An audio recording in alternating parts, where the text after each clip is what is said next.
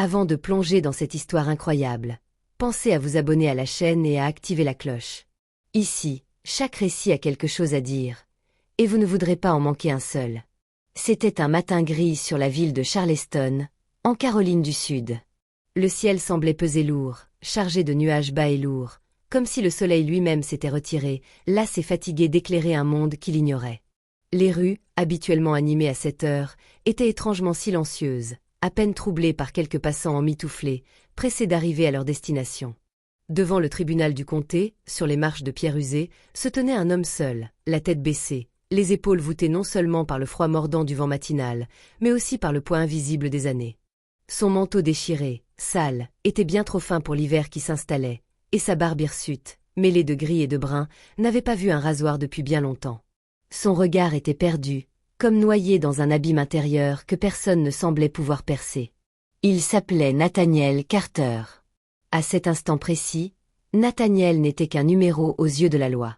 Un vétéran tombé dans l'oubli, un sans-abri arrêté pour avoir simplement cherché un refuge dans un parc municipal interdit la nuit. Une broutille, une infraction mineure que la police de Charleston rencontrait sans cesse. Pour les officiers qui l'avaient conduit ici, il n'était qu'un autre visage parmi des centaines, un corps de plus dans la liste des sans-abri que la ville repoussait loin de ses rues propres. Mais ce matin-là, dans cette salle d'audience grise et austère, tout allait basculer. Lorsque Nathaniel fut menotté, escorté à travers le couloir jusqu'à la salle d'audience, ses pas résonnaient lourdement sur le carrelage froid. Il était las, épuisé de lutter contre un monde qui avait cessé de le reconnaître. Chaque regard fuyant, chaque murmure étouffé, chaque soupir entendu derrière son dos creusait un peu plus la blessure invisible dans son âme. Les bancs du tribunal commencèrent à se remplir peu à peu. Des familles, des avocats, des officiers. Mais ce qui attira leur attention n'était pas la silhouette frêle et fatiguée du détenu. Ce fut le moment où le greffier prit la parole d'une voix claire et solennelle. Affaire numéro 2429. L.E.T.A.T. contre Nathaniel Elias Carter. À cette simple prononciation, un silence étrange s'installa, lourd et chargé d'électricité. Puis, doucement, comme si un ordre non formulé circulait dans la salle, un officier en uniforme se leva lentement. Son visage blême trahissait un mélange de surprise et de respect. Un second officier suivit, puis un avocat à l'allure rigide, tenant ses documents d'une main tremblante. Même un vieil homme en chaise roulante, reculé au fond de la salle, redressa la tête, les yeux embués par une émotion contenue depuis trop longtemps. La juge Rebecca Holloway, une femme réputée pour sa rigueur et son impartialité, fronça les sourcils. Son visage habituellement impassible se rembrunit sous l'effet de cette agitation inhabituelle. « Que signifie tout cela ?» demanda-t-elle, cherchant à comprendre ce qui venait de se produire. Un murmure parcourut la salle avant qu'un homme aux cheveux grisonnants, vêtu d'un uniforme de cérémonie, ne se lève pour s'adresser au tribunal. « Votre honneur. » C'est le major Nathaniel Carter. Héros de Fallujah. Le bouclier de Firbaz-Echo. Ce n'est pas juste un vétéran. C'est une légende vivante. L'atmosphère changea du tout au tout. 20 ans plus tôt, Nathaniel Carter était loin d'être cet homme fatigué, rongé par la vie. À 32 ans, il commandait l'unité Echo 5 du corps des marines, un homme respecté et admiré pour son sang-froid et son courage inébranlable. En 2004, pendant la sanglante bataille de Fallujah, son unité avait été prise au piège dans les ruines d'une école irakienne. Pendant 4 jours et nuits encerclés, à court de munitions et de vivres, exposés à des tirs incessants, Carter avait mené ses hommes avec une détermination farouche. Blessé au bras, le visage criblé de poussière et de sueur, il n'avait jamais abandonné. Il avait coordonné les tirs d'appui, calmé les craintes, encouragé les plus jeunes à tenir, à résister. Sous sa direction, 27 soldats avaient survécu, dont 5 grièvement blessés. Il avait reçu des décorations prestigieuses, dont la Silver Star et la Distinguished Service Cross. Son surnom, bouclier de Firbaz-Echo, symbolisait sa capacité à se placer entre le danger et ceux qu'il protégeait. Mais cette bataille ne s'était pas terminée sur un champ de ruines irakien. Non. Elle s'était poursuivie dans le silence de ses nuits, dans ses cauchemars récurrents, dans la distance froide de ceux qui l'avaient aimé. Car au retour, l'accueil n'avait pas été celui d'un héros.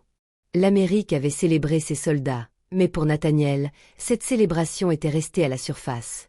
Son épouse, Lynn, lasse des longues absences, des silences et des douleurs invisibles, l'avait quitté. Leur fils, Derrick, élevé par une mère amère et distante, refusait désormais de répondre à ses appels. Le jeune homme grandissait en nourrissant rancune et incompréhension. Nathaniel, lui, s'était enfermé dans un mutisme douloureux. Rongé par le stress post-traumatique, hanté par les images d'une guerre sans fin, il s'était éloigné de tout ce qui lui avait donné un sens. Les nuits étaient devenues des champs de bataille intérieurs, peuplés d'ombres et de cris étouffés. La solitude, le froid, la faim avaient fini par briser ses derniers liens avec la société. Et un matin comme celui-ci, alors qu'il cherchait simplement un endroit pour dormir, la police l'avait arrêté. Alors qu'il attendait son jugement ce jour-là, Nathaniel ne pouvait s'empêcher de penser à tout ce qu'il avait mené là. Il était ce héros brisé, ce fantôme oublié. Le poids de son nom semblait être à la fois une couronne et une chaîne. Autour de lui, les regards avaient changé. Ce n'était plus seulement un sans-abri. C'était un homme que personne n'avait pris le temps de voir. Un homme qui avait tout donné, et qu'on avait laissé tomber. Et dans cette salle d'audience, où tout un monde semblait suspendu à son nom, Nathaniel sentit un frisson d'espoir, fragile mais bien réel. Peut-être que cette fois, la justice saurait reconnaître non seulement l'homme qu'il était devenu, mais aussi celui qu'il avait été. La salle d'audience retombait dans un silence pesant, chargé d'une émotion soudaine que personne n'avait anticipée. La juge Rebecca Holloway, visage fermé mais le regard embué d'une tristesse contenue, fronça les sourcils en regardant Nathaniel Carter. Ce moment la déstabilisait plus qu'elle ne voulait bien l'admettre. Sans un mot, elle leva le marteau, frappa doucement, et annonça. Séance suspendue. Les murmures recommencèrent alors que tous les regards se tournaient vers elle. La juge s'éclipsa, non pas dans une salle d'attente mais dans ses appartements privés situés au-dessus du tribunal, un sanctuaire de silence où elle pouvait enfin laisser ses pensées vagabonder. Assise à son bureau, Rebecca déplia lentement le dossier militaire de Nathaniel Carter. Les pages, jaunies par le temps, semblaient peser une tonne dans ses mains. Elle lut avec une attention croissante chaque ligne, chaque médaille, chaque rapport. C'était un monde dont elle ne connaissait que les noms et légendes, mais jamais la véritable humanité. Elle y trouva. Et la Silver Star, attribuée pour une bravoure exceptionnelle sous le feu ennemi. Et la Purple-Hat, témoignant des blessures profondes que Nathaniel avait reçues. Et la Distinguished Service Cross, seconde plus haute décoration militaire américaine pour acte héroïque. Et surtout, une lettre manuscrite, soigneusement jointe, de la main ferme du général James Mattis, le qualifiant des « hommes d'honneur », piliers de son unité, dont le courage et la loyauté ont sauvé des vies. Rebecca relut plusieurs fois cette lettre, ses yeux passant du papier à la photo jaunie de Nathaniel en uniforme, jeune et fier, avec le sourire fatigué d'un homme qui portait déjà trop de poids sur ses épaules. Comment un homme tel que lui, avec un tel passé, peut-il se retrouver ici, enchaîné, accusé d'une infraction mineure, se demanda-t-elle. Elle sentit un nœud lui serrer la gorge. Ce n'était pas seulement une affaire judiciaire, c'était un drame humain. Un homme qui avait tout donné, et qui, après avoir affronté la guerre, était maintenant broyé par la paix. Quand Rebecca Holloway retourna dans la salle d'audience, son pas était plus léger, sa voix, elle l'espérait, plus douce, plus humaine. « Monsieur Carter, dit-elle en s'adressant directement à lui, je n'ai pas à vous juger pour ce que vous avez été, mais pour ce que vous êtes aujourd'hui.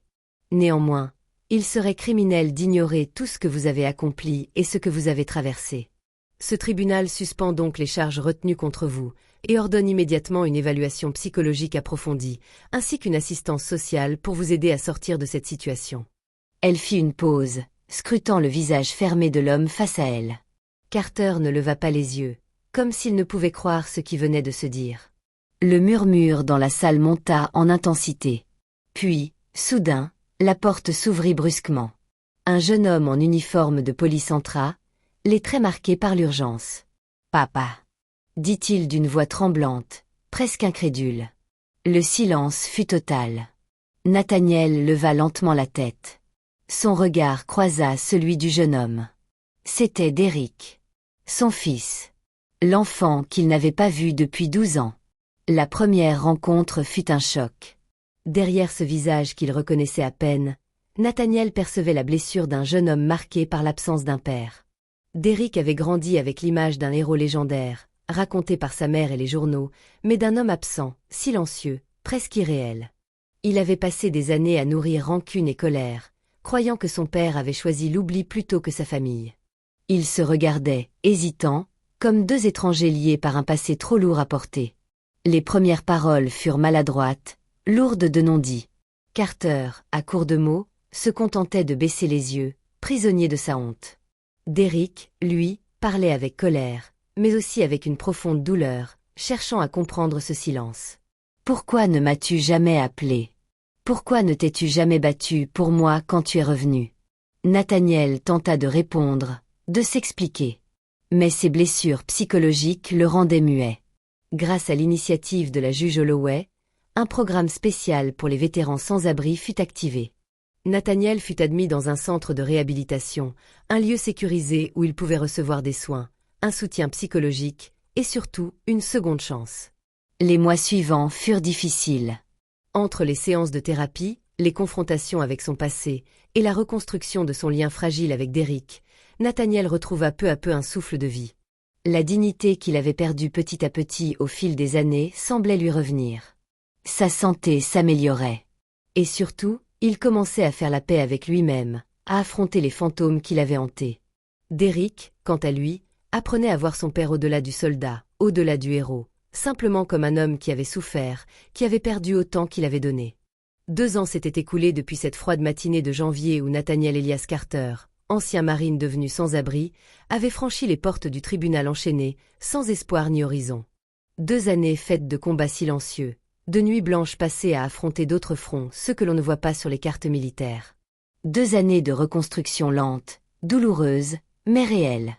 Et ce jour-là, à Washington D.C., l'air vibrait d'un autre genre de solennité.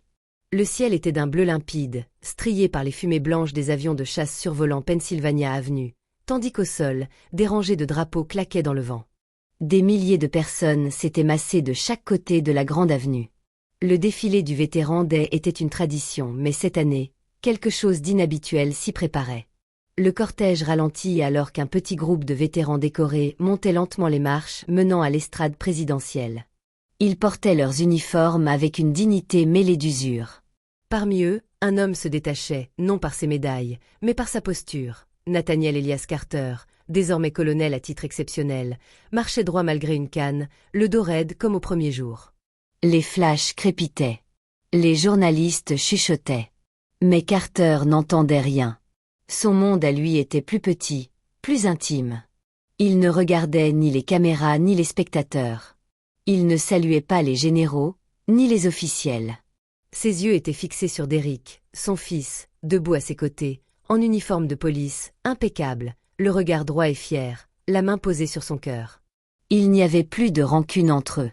Il y avait quelque chose de plus fort, plus subtil. Une compréhension silencieuse, forgée dans les débris de leurs douleurs respectives. Père et fils, enfin réunis, non pas dans le triomphe, mais dans la vérité.